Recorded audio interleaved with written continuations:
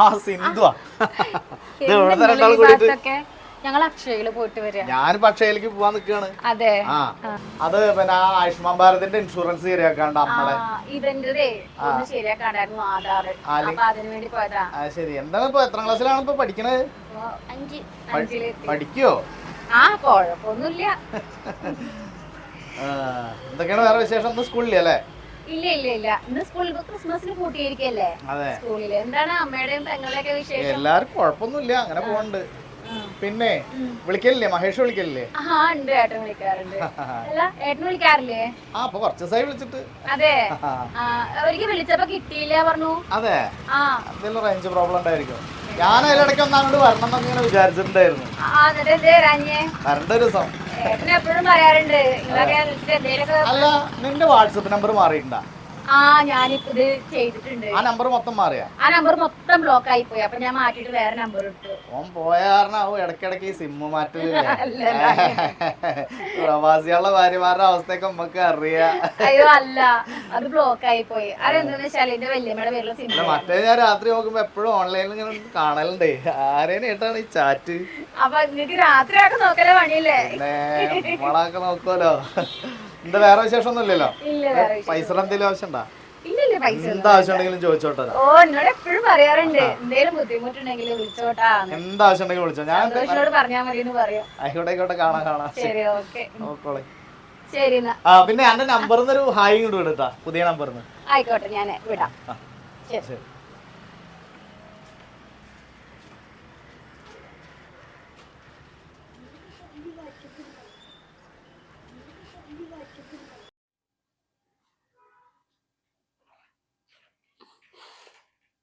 മഹേഷേട്ടൻ വിളിക്കണ്ടല്ലോ. Hello മഹേഷേട്ടാ. പറ. ഉറങ്ങി.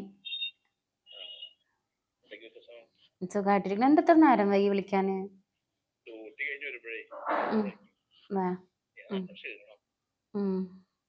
എന്താ?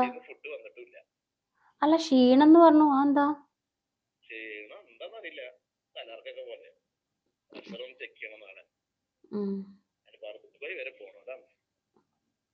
എന്തായാലും പോയൊന്ന് ചെക്ക് ചെയ്യട്ടാ. നിങ്ങളാ സുകുമാരേട്ടന്റെ കാര്യം അറിയാലോ, പെട്ടെന്നിരുന്നു. അപ്പൊ ആ സുകുമാരിയുടെ അവസ്ഥ എന്ത് പറയാനാ? അവസ്ഥ കെട്ടിയോ മരിച്ച പെണ്ണിന്റെ അവസ്ഥ പ്രത്യേകിച്ച് പറയണ്ടോ? പാവം, എല്ലാം കഴിഞ്ഞില്ലേ. പിന്നെ ഞാനിന്ന് നമ്മുടെ സന്തോഷേട്ടല്ലേ, സന്തോഷേട്ടനെ കണ്ടിട്ടുണ്ടായിരുന്നു. ഞാന് കുട്ടീനെയും കൊണ്ട് ആധാർ ശരിയാക്കി പോയി തിരിച്ചു വരുമ്പോഴാ കണ്ടേ. വാടകയൊന്നും ചോദിച്ചില്ല, ജസ്റ്റ് ഒന്ന് സംസാരിച്ചു. അല്ല, നിങ്ങളെ വിവരങ്ങളൊക്കെ ചോദിച്ചു, അങ്ങനെയൊക്കെ തന്നെ. പിന്നെ നമ്പർ മാറിയെന്ന് പറഞ്ഞിട്ട് നമ്പറിൽ മെസ്സേജ് അയക്കാൻ പറഞ്ഞിട്ടുണ്ടായിരുന്നു എന്നോട്. അപ്പൊ ഞാൻ മെസ്സേജ് അയച്ചിട്ടുണ്ട്, ഒരു ഹായ് വിട്ടു. എന്റെ പുതിയ നമ്പർ പുള്ളി എടുത്തില്ല അത്ര. പുള്ളി പറയണേ, കെട്ടിയോന്മാര് ഗൾഫിലുണ്ടാകുമ്പോ പെണ്ണുങ്ങൾ ഇങ്ങനെ നമ്പർ മാറിക്കൊണ്ടിരിക്കുന്നു.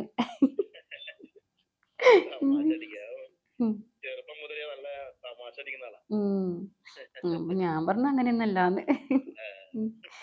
കഴിക്കാൻ മറക്കണ്ട കേട്ടാ, ആരോഗ്യം ശ്രദ്ധിക്കണേ. അല്ല, നിങ്ങൾ എന്താ രാവിലെ ഒന്ന് വിളിക്കാഞ്ഞ്?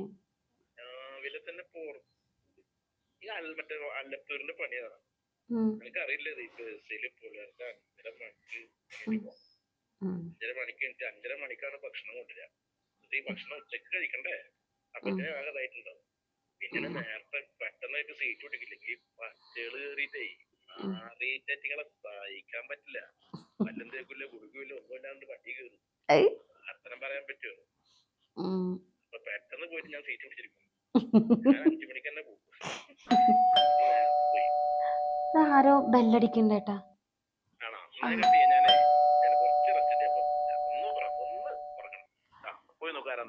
ശരി, ഓക്കെ.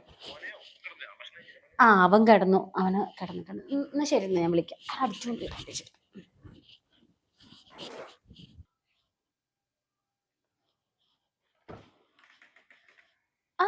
സന്തോഷേട്ടനോ? അല്ല, എന്താ ഈ നേരത്തെ? എന്താടോ, ഞാൻ എത്ര നേരമായി വിളിക്കണ്? ആണോ? ഞാൻ ശ്രദ്ധിച്ചിട്ടില്ലായിരുന്നു. ഭയങ്കര ബിസിയാണല്ലോ. ആ മഹേഷേട്ടൻ വിളിച്ചോണ്ടിരിക്കായിരുന്നേ. മഹേഷ് ഏട്ടൻ വിളിക്കണ് ഈ അല്ലാണ്ട് പിന്നെ നേരത്താ. ആര് വിളിക്കാനാ ഈ നേരത്ത്? മഹേഷേട്ടൻ വിളിക്കായിരുന്നു. അവന്റെ പുള്ളിന്ന് നേരം വൈകി. ഓന്റെ ഡ്യൂട്ടി ഒന്നും ഈ നേരത്ത് കഴിഞ്ഞില്ല. മഹേഷ് ഏട്ടൻ തന്നെയാണോ? അതെ അതെ മഹേഷേട്ടൻ അല്ലാണ്ട് നമ്മളായിട്ട് ആര് വർത്താനം പറയാനാ. ഉം. പുള്ളി വിളിച്ചുകൊണ്ടിരിക്കായിരുന്നു, കുറച്ച് കാര്യങ്ങളൊക്കെ പറയാണ്ടായിരുന്നേ. അപ്പൊ ഉം. അത് പറഞ്ഞോണ്ടിരിക്കായിരുന്നു. ആയിക്കോട്ടെ. എന്താ ഇപ്പൊ ഈ വഴിയൊക്കെ ഈ നേരത്ത്? ഞാനൊന്നല്ല, വാസുവേട്ടന്റെ അവിടെ പോയതാണ്. ആ അപ്പൊ ഒന്ന് അന്നെ ഒന്ന് കാണാൻ തോന്നി. അത് ശരി.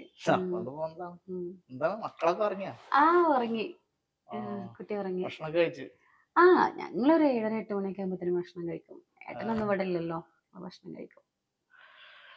പിന്നെ വേറെന്തൊക്കെയാ വിശേഷം? കുഴപ്പമൊന്നുമില്ല. ഞാൻ വാട്സപ്പിൽ എത്ര മെസ്സേജ് അയച്ചെന്ന് അറിഞ്ഞ? ആണോ? ഞാൻ ശ്രദ്ധിച്ചിട്ടുണ്ടായിരുന്നില്ല. അതല്ലടോ, നമ്മളൊക്കെ അന്യരല്ലേ, നമ്മൾക്ക് മെസ്സേജിന് മറുപടി ഒന്നും തരൂലല്ലോ. അങ്ങനെയൊന്നല്ലെന്നോ, ഞാൻ മറന്നുപോയതാ. ഫുൾ ടൈം ഈ ഓൺലൈനിൽ പച്ചലൈറ്റും കത്തിച്ചിരിക്കുന്നത് ഞാൻ കാണുന്നുണ്ട്. ഞാൻ ശ്രദ്ധിച്ചിട്ടില്ല. എന്തെങ്കിലും ഏട്ടന് എപ്പോഴെങ്കിലും മെസ്സേജ് ഇങ്ങനെ അയക്കുമ്പോ ഒന്ന് വാട്സപ്പിൽ പോവാറുള്ളൂ. അല്ല, ഈ കാര്യം പുലർച്ചെ 2:30 മണിക്കൊക്കെ ഓൺലൈനിൽ ഉണ്ടാവുണ്ടല്ലോ, എന്താ കാര്യം? ഞാനോ? പിന്നെ ആര്, ഞാനാ? പുലർച്ചെ ചില ദിവസങ്ങളിൽ ഏട്ടനെ 1 മണി വരെയൊക്കെ വിളിക്കും, അല്ലാണ്ട് 1 മണി വരെയൊക്കെ നിങ്ങൾ വിളിച്ചു പറയാൻ മാത്രം എത്ര പുതുമ എന്താ? 10-12 കൊല്ലായാലും നിങ്ങളെ കല്യാണം കഴിഞ്ഞിട്ട് ഇനിയും പുതുമ മാറി? പ്രവാസിയല്ലേ, അപ്പൊ പിന്നെ സംസാരിക്കാണ്ടിരിക്കോ?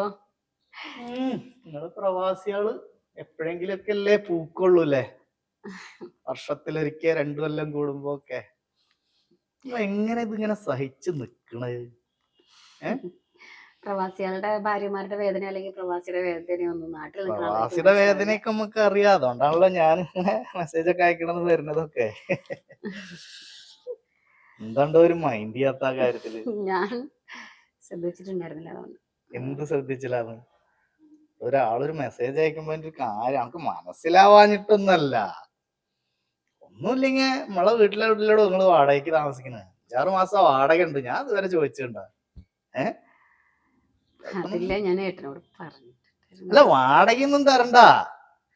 വാടകയൊന്നും തന്നില്ലെങ്കിൽ ഈ ഒന്ന് എന്താ ചേട്ടൻ ചെല്ല്, പകല് വാ. ഇതൊക്കെ ഒരു രസല്ലേ? ചേട്ടൻ ചെല്ല്, ഇപ്പൊ ചെല്ല്, പകല് വാ. പകല് വന്നാ നടക്കും? പകലിവിടെ സന്തോഷേട്ടാ, ഞാൻ മാന്യതയോടെ പറഞ്ഞു. കാര്യം ഞാൻ നിങ്ങളുടെ വീട്ടിലായിരിക്കും താമസിക്കേണ്ടത്, പക്ഷെ ഇത് മോശം.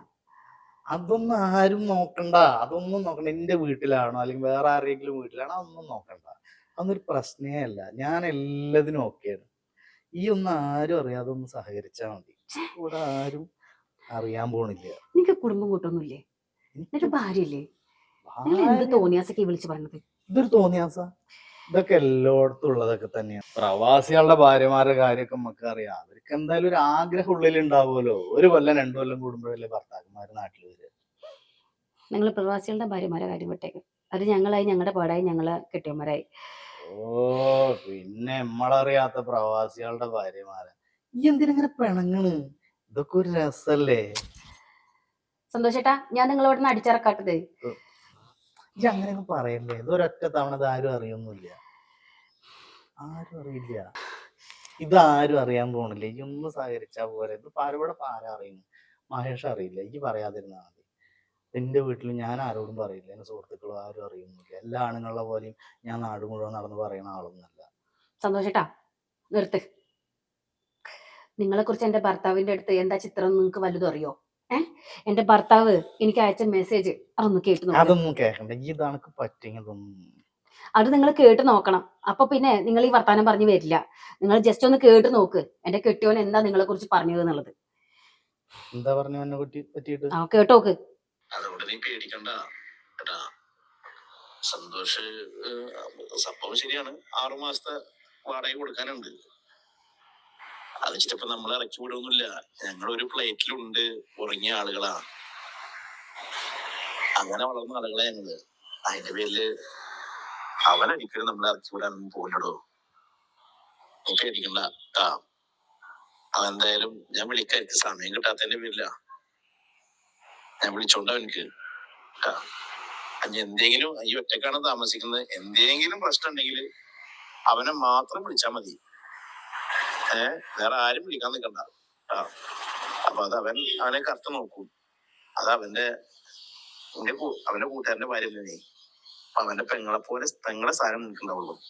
പെങ്ങളെ പോലെ നോക്കും. എന്ത് ബുദ്ധിമുട്ടുണ്ടെങ്കിലും അവനെ വിളിച്ചാൽ മതി, വേറെ ആരും വിളിക്കണ്ട.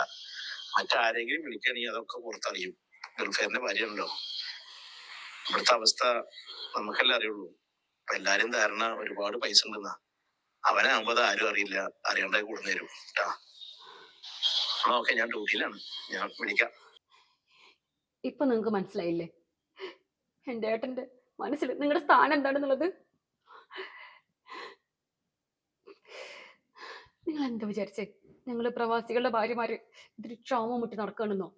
ഞങ്ങക്ക് എല്ലാത്തിനുപരി ഞങ്ങളുടെ കെട്ടിയന്മാരാ ഞങ്ങൾക്ക് വേണ്ടിയാ. സോറി സോറി, ഉണ്ടാവില്ല നിങ്ങൾ ഉണ്ടാവില്ല മിണ്ടരുത്. പ്ലീസ് പ്ലീസ് പറഞ്ഞിട്ട് എന്നെ വിഷമിപ്പിക്കല്ലേ, ഞാൻ അറിഞ്ഞില്ല, സോറി സോറി.